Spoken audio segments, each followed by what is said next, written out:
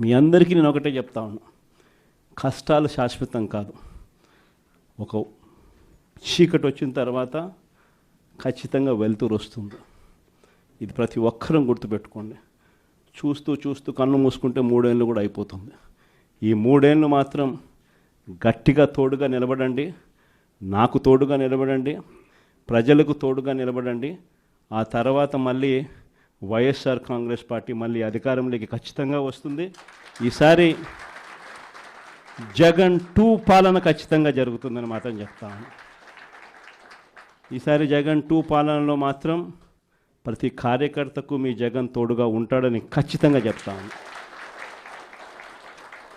కాబట్టి ఖచ్చితంగా ఈ 3 ఏళ్ళు ప్రజల తరపున నిలబడదాం, ప్రజల కోసం పోరాడదాం.